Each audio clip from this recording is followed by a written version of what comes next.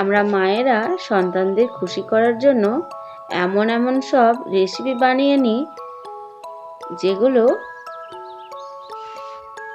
জীবনে প্রথমবার বানিয়েও এত সুস্বাদু খেতে হয় যে কোনো রেস্টুরেন্টকে হার মানিয়ে দেবে। তেমনই একটা রেসিপি নিয়ে আজকে আমি হাজির হয়েছি। বন্ধুরা, আমি মিনতি পাল আজ আবার নিয়ে চলে এসেছি খুব মজাদার একটা রান্নার ভিডিও। আশা করি আপনাদের ভালো লাগবে। আর যদি ভালো লাগে তো আমার চ্যানেলটিকে সাবস্ক্রাইব করে পাশে থাকা বেল নোটিফিকেশনটি অল করে রাখবেন, যাতে করে আমার নিত্য নতুন ভিডিও সববার প্রথমে আপনার কাছে পৌঁছে যায়। আর অবশ্যই ভিডিওটিতে হাইপ করে দেবেন, সুন্দর একখানা কমেন্ট করে রেখে যাবেন, যাতে আমি আপনাদেরকে ধন্যবাদ জানাতে পারি। আর এখনো পর্যন্ত যারা লাইক দেননি তারা অবশ্যই একটা লাইক দিয়ে যাবেন, যাতে আমি আরও অনুপ্রেরণা পাই এই ধরনের ভিডিও বানানোর জন্য। তো বন্ধুরা, বানিয়ে নিয়েছিলাম বাড়িতেই রেস্টুরেন্ট স্টাইলের চিলি পনির। তো ছেলের জন্মদিন উপলক্ষে তাকে খুশি করার জন্য তার আবদারে বানিয়েছি। তো অসাধারণ খেতে হয়েছিল। আপনারা সকলেই বানিয়ে থাকেন। আমি কিভাবে বানিয়েছি সেটাই আজকে আপনাদের সাথে শেয়ার করব।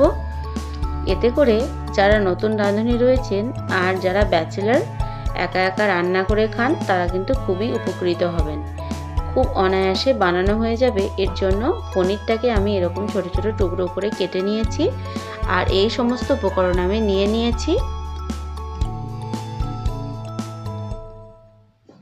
এবার পনিরটা 2 চামচ কর্নফ্লাওয়ার আর গোলমরিচের গুঁড়ো আর কাশ্মীরি রেড চিলি পাউডার,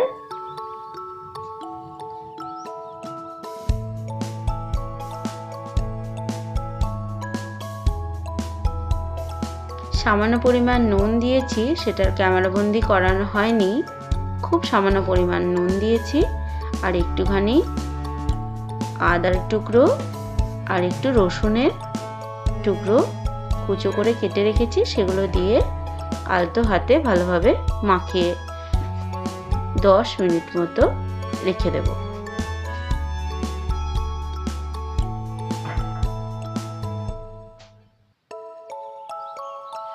এদিকে গ্যাসে কড়া বসিয়ে দিয়েছি।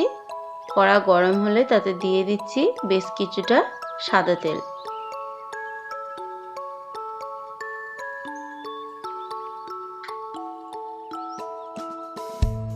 তেল গরম হলে এবার পনিরের টুকরোগুলো হালকা করে ভেজে উঠিয়ে নেব। খুব বেশি ভাজবো না, হালকা করে ভেজে নেব, শ্যালো ফ্রাই করে নেব।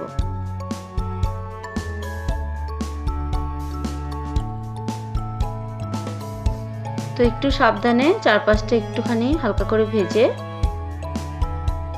এবার একটা পাত্রের মধ্যে উঠিয়ে নেব। তো হয়ে গেছে, এবার আমি উঠিয়ে নিচ্ছি।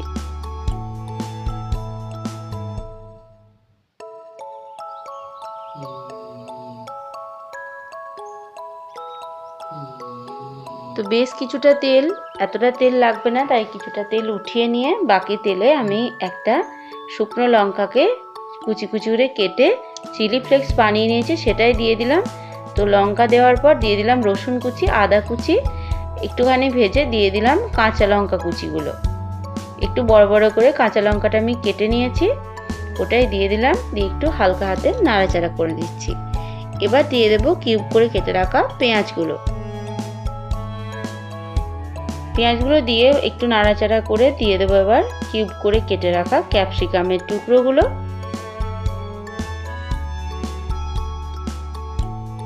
দিয়ে দেবো পরিমাণ মতো নুন আর পরিমাণ মতো চিনি। এবার ভালোভাবে কষিয়ে নেব। এবার দিয়ে দিচ্ছি কাশ্মীরি রেড চিলি পাউডার। এই রেড চিলি পাউডারটা দিলে কিন্তু কালারটা খুব সুন্দর আসে। রেড চিলি পাউডার দেওয়ার পর এবার দিয়ে দেব কিছুটা গোলমরিচের গুঁড়ো। আবারও ভালোভাবে মিশিয়ে নিচ্ছি।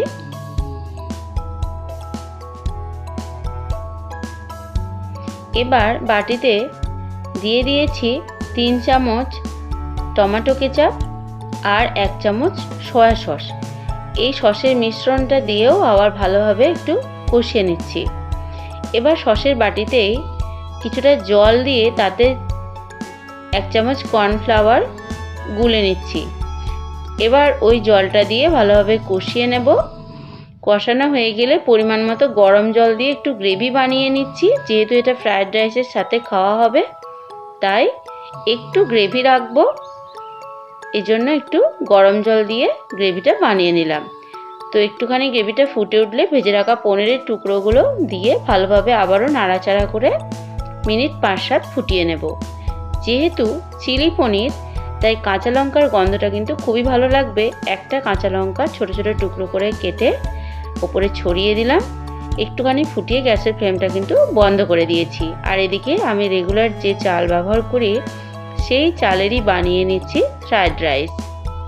তো এই ফ্রায়েড রাইসের সাথে কিন্তু এই চিলি পনির খেতে দুর্দান্ত লাগে আর আমার ছেলের খুবই পছন্দের। তো একটুখানি গ্রেভি রেখেছি, পরে কিন্তু এটা একদমই ঠিকঠাক হয়ে যাবে। তো দেখুন কতটা অসাধারণ দেখতে হয়েছে আর খেতেও হয়েছিল খুব সুস্বাদু। তো আপনারা যারা বানিয়ে খেয়েছেন তারা তো এর স্বাদ জানেনই, আর যারা খাননি তারা এইভাবে একবার বানিয়ে খেয়ে দেখবেন, খুব সুন্দর খেতে লাগে। তো এবার পরিবেশন করে নিচ্ছি। ফ্রাইড রাইসের সাথে চিলি পনির আর নিয়ে নিয়েছিলাম একটা করে রসগোল্লা, সেটার ক্যামেরাবন্দি করা হয়নি। তো আপনাদের কেমন লাগলো আমার ভিডিওটি অবশ্যই কমেন্ট করে জানাবেন। আবারও মনে করিয়ে দিচ্ছি এটা আমার ক্রিয়েশনের চ্যানেল, তাই আমার সমস্ত রকম ভিডিও দেখার অনুরোধ রইল। তবে আজ এই পর্যন্ত। সবাই খুব ভালো থাকবেন, সুস্থ থাকবেন। এতক্ষণ সাথে থাকার জন্য অসংখ্য ধন্যবাদ জানিয়ে আমার ভিডিওটা আমি এখানেই শেষ করছি।